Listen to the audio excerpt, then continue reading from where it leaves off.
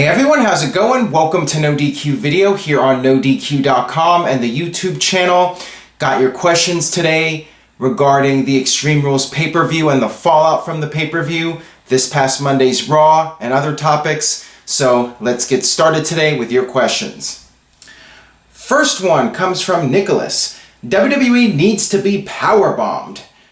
Brock Lesnar versus Samoa Joe this early. Like System of a Down would say, hey, Mr. Rift, instead of Mr. Jack.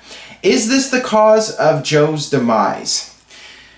I really hope not. The idea should be that this feud with Brock Lesnar, not sure if it's going to be a feud, and I think that that is part of the concern overall, that this is just a one-off match that Joe is going to put over Brock, and then Brock is going to move on to bigger and better things like Braun Strowman and eventually Roman Reigns again.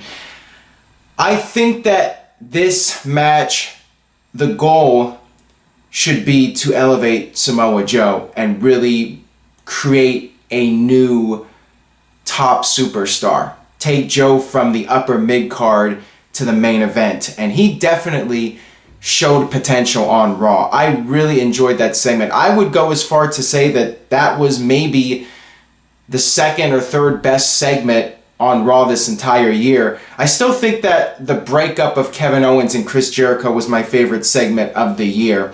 But this was right up there in terms of getting me emotionally invested in a match. I thought the segment on Raw was really well done, and I think Samoa Joe had a breakthrough moment on Raw. I'm hoping that maybe if the build continues to be intriguing over the next several weeks, maybe somebody in WWE in a key position will say, hey, we got to do something here with Joe. We cannot waste this guy. He has some real potential to be a major star. And maybe WWE will change whatever original plans they had. I'm just hoping Joe will get something out of this, because I think Joe can be one of the top guys in WWE. I think he has the real credibility, and I've been following his career since 2000. The guy has really been busting his ass, and I'm very happy for him. Like I said in the review video, I just wonder if they're doing this too soon. And I got this question here from Baker Christian. What do you think of Joe versus Lesnar? Too early for this match to happen? SummerSlam or WrestleMania is where a match like this should be.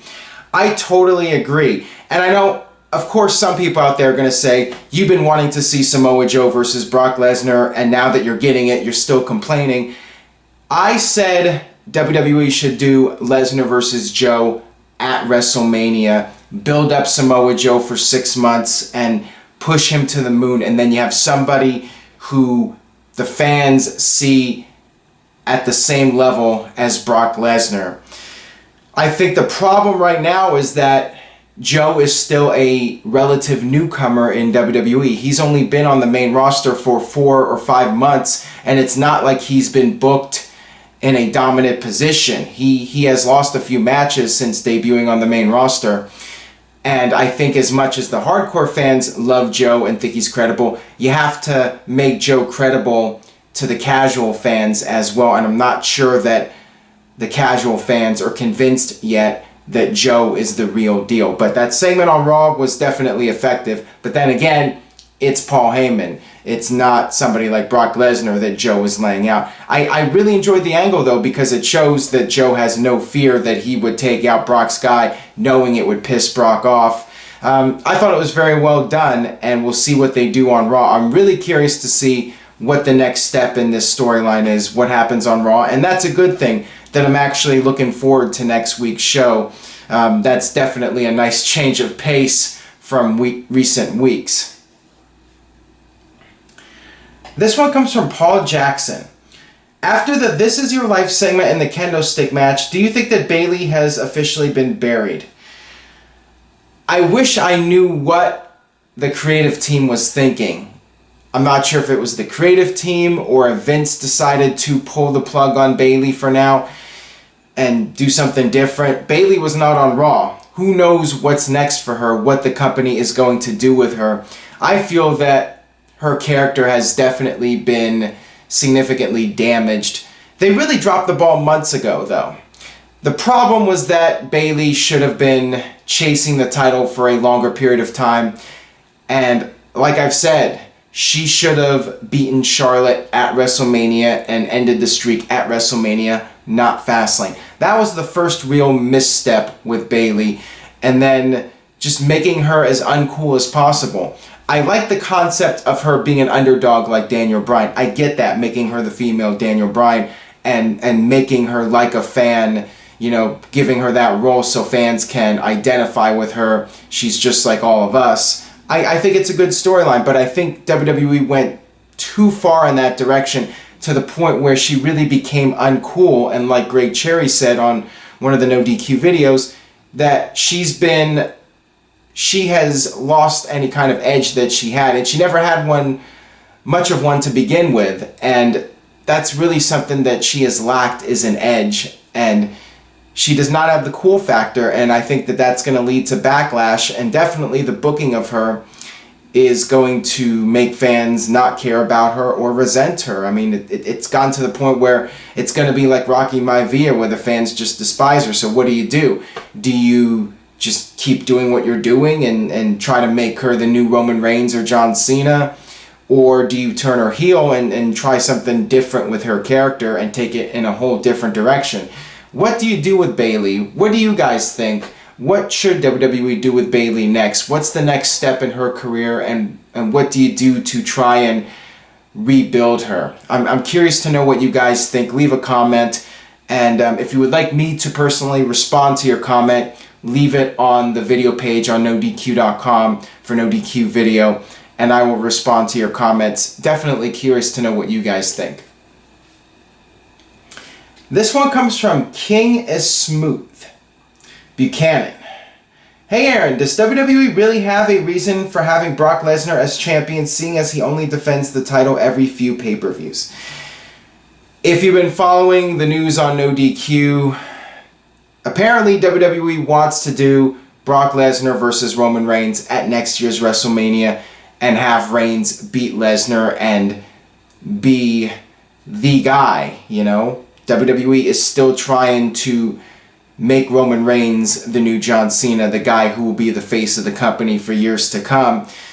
They seem to be trying it every single year over the past 4 years, but fans have not been accepting it, and it seems like the reactions are getting worse, but WWE looks at that as a positive, that the fans are loud.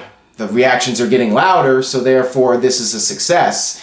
So that's the way it is, and I think the idea is that Brock is the biggest star in the company realistically, and Reigns will gain the most from beating somebody like Brock Lesnar, and that's the idea of having Lesnar as the Universal Champion, so eventually Reigns can beat Lesnar and be crowned as the true face of the company moving forward. This one comes from Joshua. Do you think with Strowman being injured, do you think WWE will speed up plans to make Reigns champion? That's a good question. I mean, I've been critical of Reigns versus Lesnar at WrestleMania just because it's too damn far away. I say if you're going to do it, if you're going to have Reigns beat Lesnar, just get it over with. I think that WWE should do it at SummerSlam. I think waiting, just, to me, it's boring. It's boring knowing that that's going to be the eventual outcome, and we have to just sit here for the next 8-9 months and wait for that. I'd rather WWE just get it over with. I think it's unlikely WWE changes plans. I think with Strowman coming back relatively soon, WWE is going to go with Strowman and Lesnar, and maybe Strowman will win the title and have a brief reign and Lesnar will win it back. Maybe Joe will win it, never say never. But I'm not expecting that to happen. But I think the eventual plan is to have, like I said, Reigns beat Lesnar at next year's WrestleMania. This one comes from Daniel Jobber. And a small standing ovation for Roman and Bray Wyatt. He's talking about the Raw match. Great match. Does a Roman Reigns victory devalue a match? Another solid question. I would say it depends. It depends on if you're a Roman Reigns fan or not. If you're not a fan, then it definitely hurts the match. I think, for me personally, it comes down to the storytelling. Like any movie, an ending that isn't satisfying can hurt the entire movie, or just like with a TV show, the way the show ends could have a negative effect on the whole show. And I've seen that with WWE. I've seen fans crap on a show just because of the way it ended. I do think that the ending is very important and it needs to be as satisfying as possible. I do not think it matters so much who wins or loses. That just comes down to who you're a fan of. But what I care more about is good storytelling and an interesting story. I really do not care who wins as long as you're telling a good story. I think the problem with Roman Reigns is it's the same story that people do not want to see. They do not want to see the Superman make his big heroic comeback and win every time. And that's the way it is with Roman Reigns, and the fans see it that way, that Reigns is just like a modern day Hulk Hogan or a modern day John Cena. He's the white meat babyface who always overcomes the odds and is that superhero character.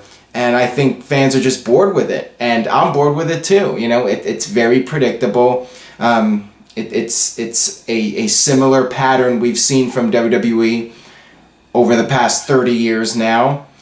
But then again, WWE has new generations of fans, and they're gonna do the same storytelling over and over if the mainstream fans buy into it, and WWE can draw in new people.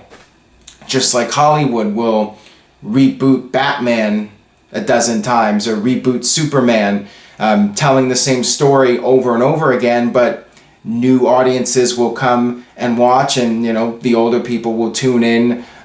Sometimes some people might complain, but it is what it is. WWE will continue to do what makes them money, and if pushing a guy like Superman draws money and draws numbers, they're going to keep doing it. This one comes from They See Me Rollins. Do you think WWE is making every face look like idiots who always smile to make Reigns look good and badass? I was certainly wondering that at the Extreme Rules pay-per-view.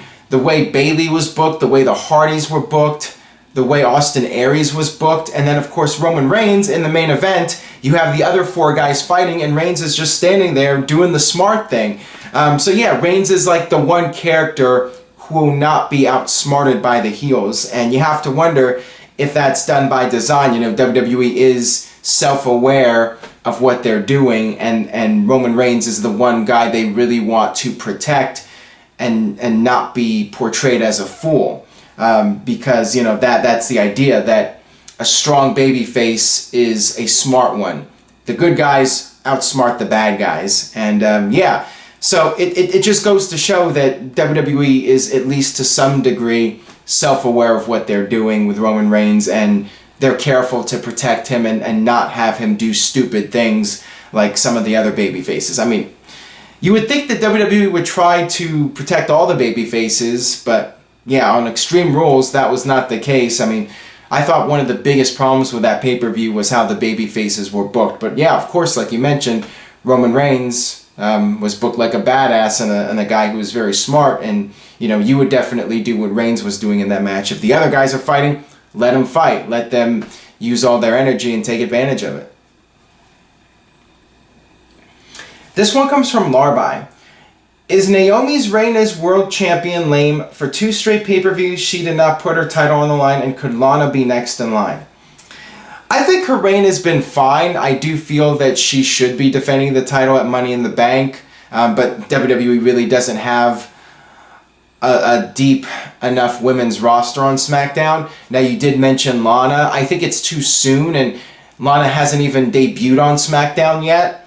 So I doubt WWE is going to rush Lana into a match. Lana is still in the training stage, and she's still not really there yet in terms of having the in-ring ability to perform at a high-profile level.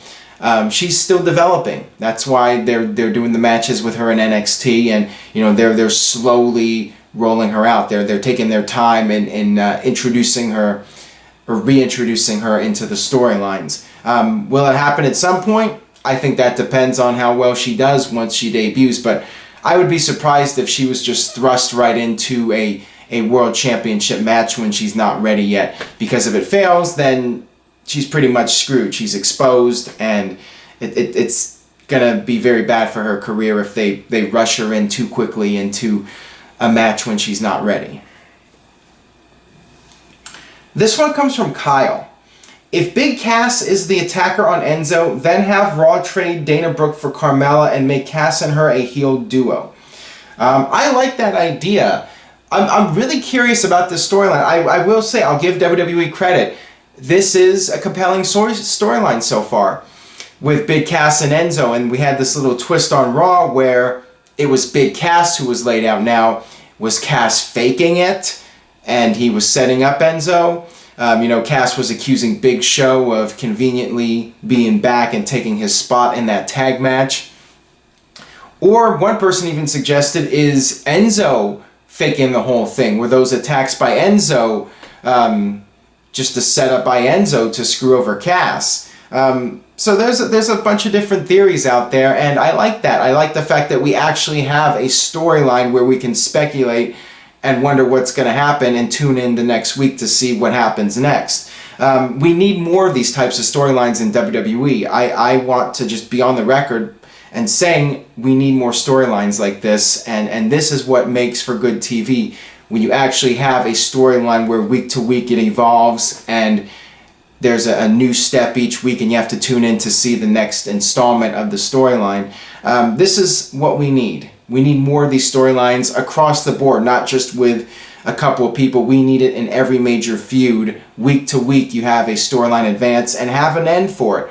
Actually have a satisfying conclusion to it instead of just doing it for a couple weeks and then giving up on it. This would be really lame if Enzo and Cass, there's no resolution to this, and in a couple weeks they're just back to doing tag matches and we never find out who the attacker was. I mean, that would be right out of WCW, where they did angles that had no payoff whatsoever. This one comes from The Sinful Saint. Could you see WWE bringing back Cody Rhodes into NXT to restart his career similar to Drew McIntyre? I think that if Cody, I'll just say Cody since he's not supposed to use the name Rhodes, I think if Cody comes back to WWE at some point, I think it's more likely he would be back on the main roster. The thing about Cody is he was, in the long run, a bigger star in WWE than Drew McIntyre. Drew did get an initial push, but Rhodes, well, I said Rhodes now, Cody was pushed for several years, and of course he is the son of Dusty Rhodes. So I think that because of that, he would come back to the main roster. I do not see a point in him going into NXT. I really don't, because I do not feel his character was as damaged as Drew McIntyre's. The Stardust thing did run its course, but again, it was Stardust and not Cody. If Cody comes back as Cody, I think he'll be just fine re-debuting on the main roster and making him credible right from the get-go. If they bring him back and job him out for several months and then all of a sudden make him the world champion, then I would have an issue with that. That'll wrap it up for this edition of NoDQ Video. Thanks as always for watching. If you liked today's video, please do me a favor and share this video on Facebook, Twitter, any social media site you go on. Tell a friend about NoDQ Video. Please keep spreading the word and stay tuned to NoDQ.com for the very latest regarding the Money in the Bank pay-per-view. Yet another pay-per-view in less than 2 weeks. And then, of course, WWE Great Balls of Fire, hashtag WWE Balls. That is coming up soon. NoDQ.com will keep you posted on the very latest. With that being said, I will see you guys next time.